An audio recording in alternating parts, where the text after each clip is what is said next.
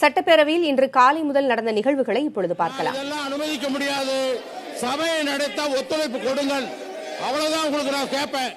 இதுக்கு மேல நான் ஒன்றும் சொல்வதற்கு இல்லை. பேரவைக்கு ஒரு அறிவிப்பு. 2017ஆம் ஆண்டு தமிழ்நாடு சரக்குகள் மற்றும் சேவைகள் வரி சட்ட முன்வடிவை பேரவையில் அறிமுகம் செய்ய மாண்புமிகு ஆளுநர் அவர்கள் தனது இசைவை தெரிவித்துள்ளார்கள். அரசியல் சட்ட முன்வடிவு அறிமுகம் செய்தல். 2017ஆம் ஆண்டு தமிழ்நாடு சரக்குகள் மற்றும் சேவை வரி சட்ட முன்வடிவு மாண்புமிகு வணிக வரித்துறை அமைச்சர் அவர்கள். மாண்புமிகு பேரவைத் தலைவர் அவர்களே, மேற்படி சட்ட முன்வடிவை அறிமுகம் செய்கிறேன்.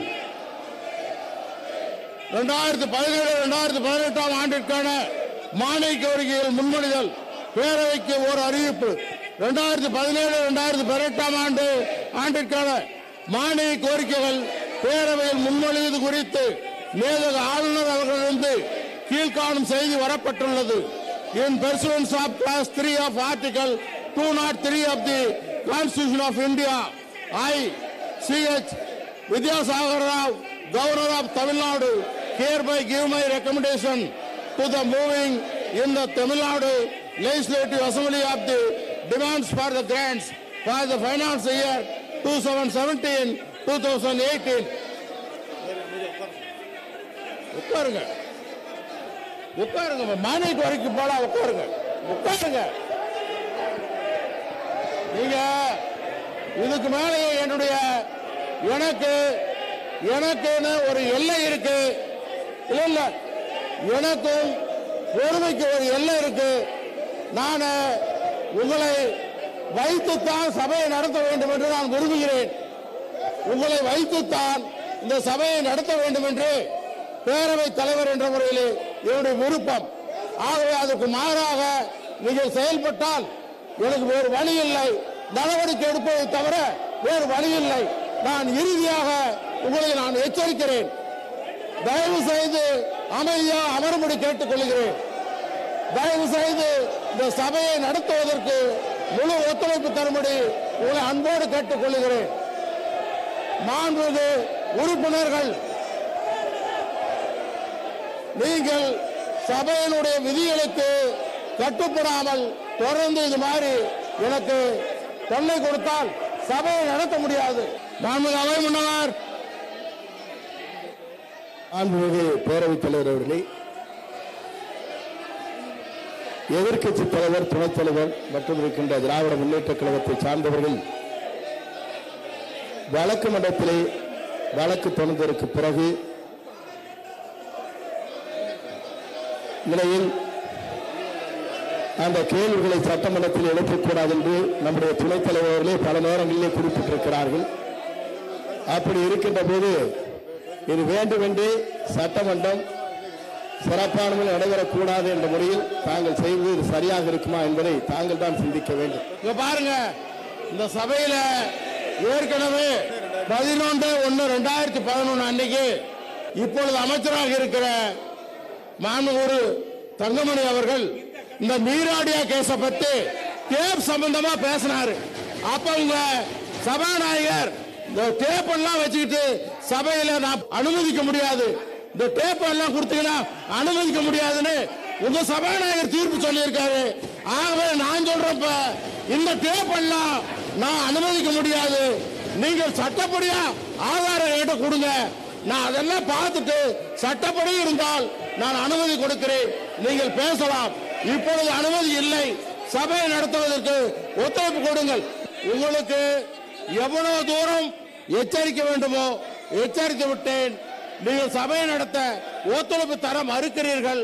மாண்புமிகு உறுப்பினர்கள், எதிர்க்கட்சி தலைவருக்கு, துணைத் தலைவருக்கு போதிய வாய்ப்பை நான் வழங்கிவிட்டேன். அவர்கள் பேச வேண்டியதை பேசுவதில்லை, பேசக்கூடாததற்கு அவர்கள் இன்றைக்கு நீங்கள் நேற்றைய கூட்டத்திலே பேசியதை இன்றைக்கு இங்கே வந்து செயல்படுத்துகிறீர்கள். அதுதான் எனக்கு தெரியுது. நேற்று சட்டமன்ற உறுப்பினர் கூட்டத்தில் ஏன் முடிவு பண்ணிட்டு திட்டம் போட்டுதான் வந்து இது மாதிரி சபையை நடத்த விடாமல் நீங்கள் தடுக்கிறீர்கள். சபையை நடத்த விடாமல் தடுப்பதை என்னால் அனுமதிக்க முடியாது. ஒரு அளவுக்கு இவ்வளவு நேரம் ஏறக்குறைய 3/4 மணி நேரம் உங்களிடத்திலே என் வேண்டுகோளை வைத்து விட்டேன், மன்றாடி கேட்டு விட்டேன். நீங்கள் எதையும் கேட்பதாக இல்லை. நீங்கள் எனக்கு சபையை நடத்துவதற்கு ஒத்துழைப்பு தர மறுக்கிறீர்கள். நீங்கள் வேண்டுமென்று திட்டமிட்டு வந்து இது செய்வதால் எனக்கு வேறு வழி இல்லை. நடவடிக்கை எடுப்பதை தவிர உங்களுக்கு வழி இல்லை. இறுதியாக உங்களை நான் எச்சரிக்கிறேன். இறுதியாக அமைதியாக இந்த சபையை நடத்த ஒத்துழைப்பு தாருங்கள் என்று கேட்டு எச்சரிக்கிறேன். என்னுடைய எச்சரிக்கையை நீங்கள் பல முறை நான் எச்சரிக்கை விடுத்தோம். நீங்கள் கேட்காத காரணத்தால் வேறு வழி இல்லாமல் நான் நடவடிக்கை எடுக்கிறேன். பகுதி 6 உள்ள ஸ்டாலின் குமார், லட்சுமணன், பெரியண்ணன், கூக்கா செல்வம், மூப்பே கிரி, திரு வரலட்சுமி, திரு ஆண்டி அம்பலம், துரைமுருகன், இரா ஜெயராமகிருஷ்ணன், விஜி ராஜேந்திரன், இ பெரியசாமி, செந்தில்குமார், கார்த்திகேயன், டாக்டர் பூங்கோதை, ஆலடி அருணா, ஆடலரசன், மு.க. ஸ்டாலின், திரு ஏபா வேலு, மாண்பு உறுப்பினர் டிஆர்பி ராஜா, கேஆர் பெரிய கருப்பன், திரு செங்குட்டுவன், கார்த்திகேயன், திருமதி சீதாபதி, ராதாகிருஷ்ணன், அனிதா ராதாகிருஷ்ணன், பாகை சந்திரசேகர், ஏ ராமர், கா புகழேந்தி, என் சுரேஷ் ராஜன், திரு கார்த்திக், திருமதி கீதா ஜீவன். பகுதி 5 K S Moorthy, P Murugan, doctor Masalamani, Masthan, Mano Thangaraj, Mathivanan, முனைவர் பொன்முடி, திராவிடமணி, தங்கம் தென்னரசு, சவு தங்கபாண்டியன், கே வி சேகரன், சேகர் பாபு, சவுந்தரபாண்டியன், கோவி செலியன், சுந்தர சுதர்சனம், சீனிவாசன், சிவகுமார் என்ற Thayagam Kavi, Mayyanathan, KPP Sami, Durai Chandrasekaran, Thirumoorthy, E Karunanidhi, V Ganesan, Ezhilarasan, Udhayasuriyan, Eswarappan, Inbasekaran, Rajendran, Raja, KKS Ramachandran, M Ramachandran, Radhamani, KS Ravichandran, Austin, Anbazhagan, காமா அன்பரசன், அரவிந்த் ரமேஷ், RT அரசு, அம்பேத்கர் குமார், பிச்சாண்டி, சக்கரபாணி. பகுதி 4 J Anbazhagan, Ranganathan, S Ragupathi, MK மோகன், TP Mydeenkhan, R Gandhi, Saba Rajendran, Y Prakash, MRK Panneerselvam, பள்ளியில் தேவராஜன், நேரு, நல்லதம்பி, நந்தகுமார், துரைக்கி சரவணன், சுப்பிரமணியன், சுப்பிரமணி, அன்பில் மகேஷ் பொய்யாமொழி ஆகிய நான்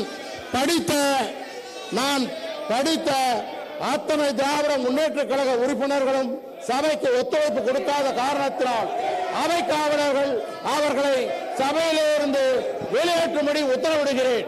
அவை காவலர்கள் இவர்கள் அனைவரையும் வெளியேற்றும்படி உத்தரவிடுகிறேன். அவை காவலர்கள் அவர்களை வெளியேற்றும்படி உத்தரவிடுகிறேன். அதாவது இவ்வளவு நேரம், ஏறக்குறைய 3/4 மணி நேரத்துக்கு மேலாக நான் திராவிட முன்னேற்ற கழக உறுப்பினர்களை மன்றாடி கேட்டேன். என்னுடைய வேண்டுகோள்களை சபை நடத்த ஒத்துழைப்பு தாருங்கள் என்று எவ்வளவோ கேட்டேன். அவர்கள் நீதிமன்றத்திலே இருக்கிற ஒரு பிரச்சனையை இல்லை எடுத்துக்கொள்ள வேண்டும் என்று விவாதிக்க வேண்டும் என்று சொன்னார்கள். நான் அதற்கு அவர்களிடத்திலே ஆதாரம் இருந்தால் கொடுங்கள், நான் அதை பற்றி பரிசீலிக்கிறேன் என்று சொன்னேன். அவர்கள் எழுப்பிய பிரச்சனையிலே அந்த சட்டமன்ற உறுப்பினரே நான் அதை செய்ய சொல்லவில்லை என்று மறுத்து இருக்கிறார். இப்படிப்பட்ட நேர்வில் தான் அது ஒரு ஒளிநாடா பிரச்சனை. இதே ஒளிநாடா பிரச்சனை 11/1/2011 இந்த ராடியா கேஸ்ல, நீரா ராடியா கேஸ்ல நம்முடைய மின்துறை அமைச்சர் அப்பொழுது எதிர்க்கட்சி உறுப்பினராக இருந்து பேச முற்பட்ட போது அதை பேச விடாமல் தடுத்து அன்றைய சட்டப்பேரவை தலைவர் அவர்கள் இப்படிப்பட்ட டேப் சீட்டை எல்லாம் ஆதாரமாக கொண்டு நான் சபையிலே அனுமதிக்க முடியாது என்று தீர்ப்பு வழங்கியிருக்கிறார். இன்றைக்கு நானும் இவ்வளவு ஆதாரங்கள் இல்லாமல் அந்த சொன்ன சட்டமன்ற உறுப்பினரே அதை மறுத்து விட்டார். எனக்கு அதிலே நான் சொல்லவில்லை என்று மறுத்து விட்டார். அதற்கு மேலேயும் வழக்கை நீதிமன்றத்திற்கு கொண்டு சென்றிருக்கிறீர்கள். நீதிமன்றத்திலே வழக்கு இருக்கிறது.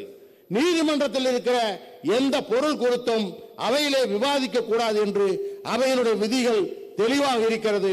அதை நான் பலமுறை எடுத்து சொன்னேன். அதையும் அவர்கள் பொருட்படுத்தவில்லை.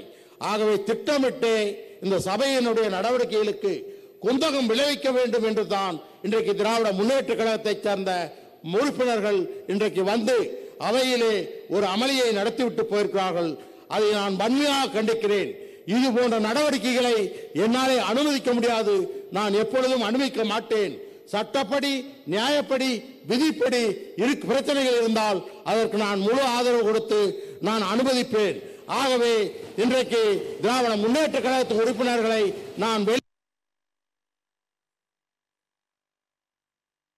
சட்டப்பேரவையில் இன்று நடைபெற்ற காட்சிகளை பார்த்தோம். சட்டப்பேரவையில் நடைபெற்ற நம்பிக்கை வாக்கெடுப்பில் சசிகலா அணிக்கு ஆதரவாக செயல்படுவதற்காக கூவத்தூர் விடுதியில் தங்க வைக்கப்பட்டிருந்த சட்டமன்ற உறுப்பினர்களிடம் பேரம் பேசியதாக வெளியான வீடியோ விவகாரம் சட்டப்பேரவையில் எதிரொலித்தது. இது தொடர்பாக எதிர்க்கட்சித் தலைவர் மு.க.ஸ்டாலின் கவன ஈர்ப்பு தீர்மானம் கொண்டுவர அனுமதி கேட்டார். ஆனால் இந்த விவகாரம் நீதிமன்றத்தில் இருப்பதால் அதற்கு அனுமதி தர முடியாது என்று சபாநாயகர் தனபால் மறுத்தார். எனவே இதனை கண்டித்து திமுக சட்டமன்ற உறுப்பினர்கள் அனைவரும் அமளியில் ஈடுபட்டனர், கூச்சல் குழப்பத்தை ஏற்படுத்தினர். இருப்பினும் இந்த அமளிகளுக்கு இடையேயும் ஜிஎஸ்டி மசோதாவானது தாக்கல் செய்யப்பட்டது. வணிக வரித்துறை அமைச்சர் கே.சி. வீரமணி இந்த மசோதாவை தாக்கல் செய்தார். குரல் வாக்கெடுப்பின் மூலம் பேரவையின் அனுமதி பெற்று ஜிஎஸ்டி மசோதாவானது தாக்கல் செய்யப்பட்டது. பிறகு தொடர்ந்து திமுக சட்டமன்ற உறுப்பினர்கள் அனைவரும் கூச்சலிட்டு அமளியில் ஈடுபட்டதால் திமுக உறுப்பினர்கள் அனைவரும் வெளியேற்றப்பட்டனர். உடன் காங்கிரஸ் உறுப்பினர்கள் மற்றும் இந்திய யூனியன் முஸ்லீம் லீக் கட்சியினரும் வெளிநடப்பு செய்தனர்.